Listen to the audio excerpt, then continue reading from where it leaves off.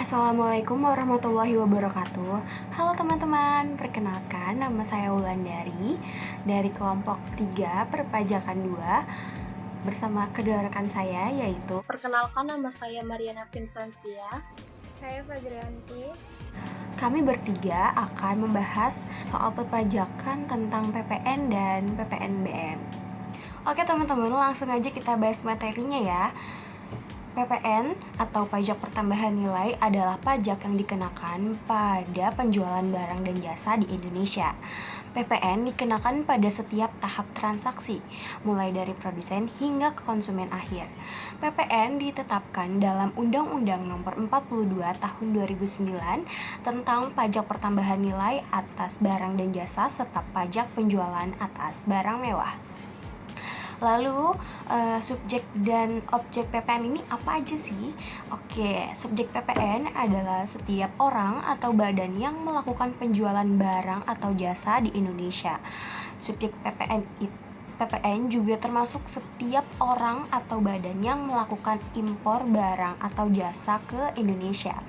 Jadi PPN ini nggak ada orang tertentu ya teman-teman. Jadi semua orang yang melakukan jual beli di Indonesia, impor ekspor barang itu pasti kena PPN. Nah, objek PPN yaitu penyerahan BKP dan JKP di dalam daerah pabean yang dilakukan oleh pengusaha. 2. Impor barang kena pajak. Yang ketiga, pemanfaatan barang kena pajak tidak berwujud dari luar daerah pabean di dalam daerah pabean. Yang keempat, pemanfaatan jasa kena pajak dari luar daerah pabean di dalam daerah pabean. Yang kelima, ekspor barang kena pajak berwujud atau tidak berwujud dari ekspor jasa kena pajak oleh pengusaha kena pajak atau PKP. Nah, selanjutnya kita bahas tentang dasar pengenaan PPN. Terdiri dari yang pertama, harga jual berupa uang yang diminta seharusnya oleh penjual karena penyerahan barang kena pajak. Yang kedua, penggantian, yaitu biaya yang diminta oleh pengusaha karena penyerahan jasa kena pajak, ekspor jasa kena pajak, atau ekspor barang kena pajak tidak berwujud. Yang ketiga, nilai impor yang digunakan sebagai dasar pengenaan PPN untuk barang-barang yang diimpor ke Indonesia. Yang keempat, nilai ekspor, yaitu biaya yang diminta oleh eksportir. Yang kelima, nilai lain, yaitu nilai yang ditetapkan sebagai dasar pengenaan pajak yang diatur oleh Menteri Keuangan. Yang selanjutnya kita bahas tentang tarif PPN. Nah, teman-teman pasti di sini udah pada tahu semua ya kalau tarif PPN ini udah berbeda dari yang sebelumnya. Dimana yang sebelumnya itu 10%, sekarang sudah naik menjadi 11%. Tarif umum menurut Undang-Undang Nomor 7 Tahun 2021, tarif umum saat ini 11%, berlaku mulai 1 April 2022. Tarif khusus, sedangkan tarif khusus untuk kemudahan dalam pemungutan PPN atas jenis barang atau jasa tertentu atau sektor usaha tertentu diterapkan tarif PPN final, misalnya 1%, 2%, atau 3% dari peredaran usaha yang diatur dengan PMK. Nah, sekarang kita bahas tentang contoh soal PPN ya teman-teman. Contohnya, sebuah toko menjual produk seharga 100.000 dengan diskon 10%. Hitunglah PPN yang harus dibayar. Kita lihat lagi ke atas ya, cara perhitungan PPN.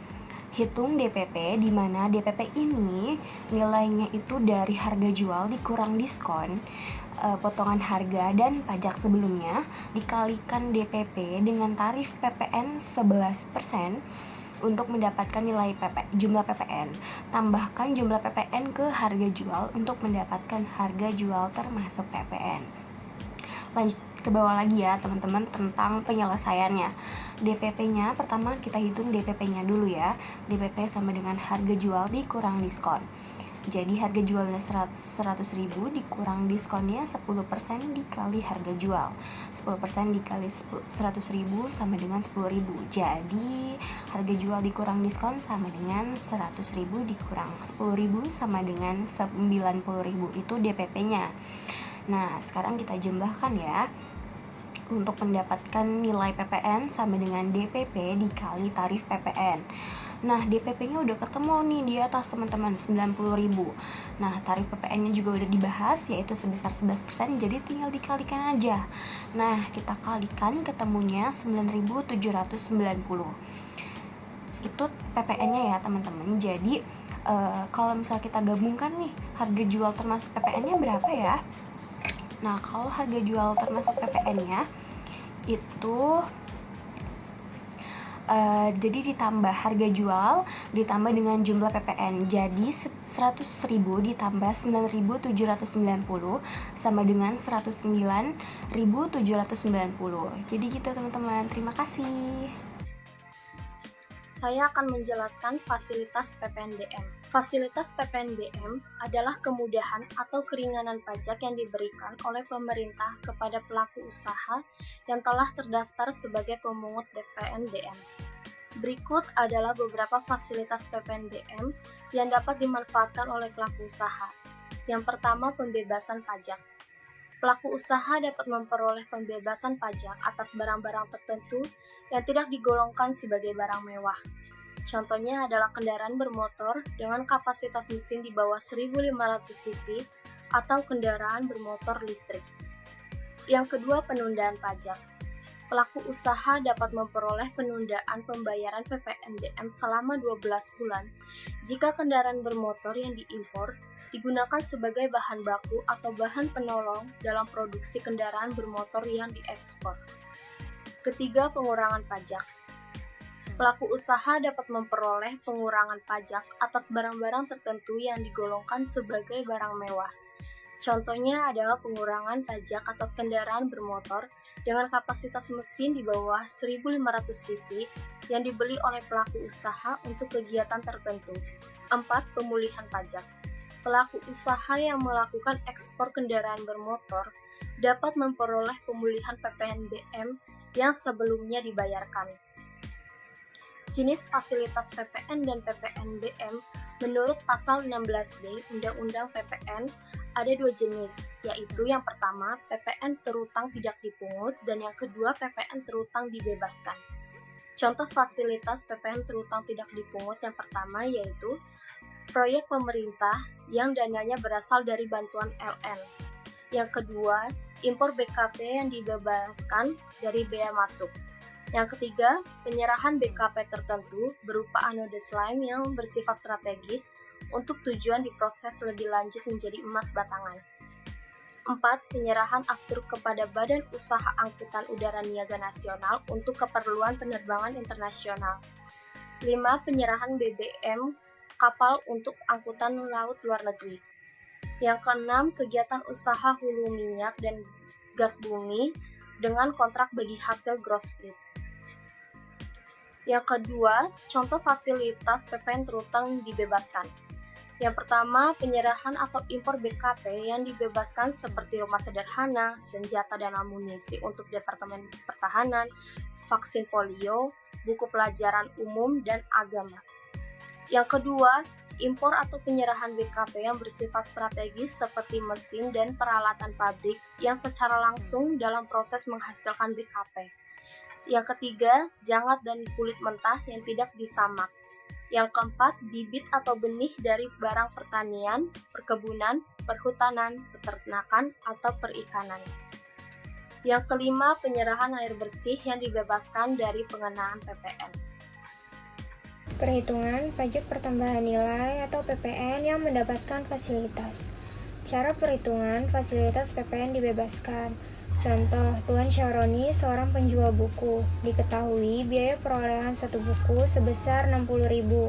Tuan Syaroni menginginkan laba 20% dari harga pokok penjualan. PPN masukan sebesar 6.000 karena pajak masukan atas fasilitas PPN ini tidak bisa dikreditkan, maka akan menjadi biaya bagian dari harga pokok penjualan.